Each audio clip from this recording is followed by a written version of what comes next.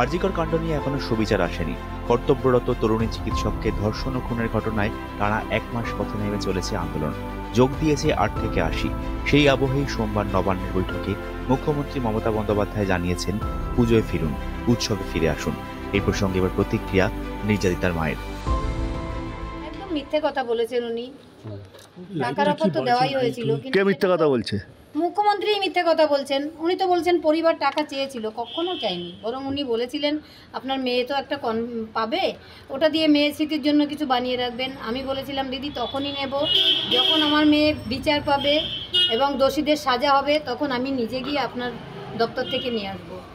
এটাই উনি বলেছেন যে কোনো টাকার অফার করা হয়নি, মেয়ের জন্য টাকার অফার তো অবশ্যই করা হয়েছে। সেটা কি অফার করেছিল? টাকার অফার ওই আমি বলবো টাকার অফার। মুখ্যমন্ত্রী বলেছেন 1 মাস হয়ে গেছে, এবার উৎসবে ফিরুন। অনেক হয়েছে। সব দেশের মানুষ যদি ভাবে যে উৎসবে ফিরবে, কিন্তু দেশের মানুষ তো আমার মেয়েটাকে নিজের পরিবারের মেয়ে ভাবছে। তারা যদি পারে ফিরতে, আমার কিছুই বলার নেই। তবে আমার ঘরেও দুর্গাপুজো হতো, আমার মেয়ে নিজে করতো। সেটা তো আমার বাড়িতে তো কোনোদিন আর দুর্গাপুজোর আলো জ্বলবে না। আমার ঘরের প্রদীপ নিভে গেছে। আমি কি করে মানুষকে বলবো উৎসবে ফিরতে বলুন? 1 মাস হয়ে গেছে। যদি মুখ্যমন্ত্রীর ফ্যামিলিতে এরকম ঘটনা ঘটতো, উনি কি পারতেন এটা বলতে? নিশ্চয়ই পারতেন না।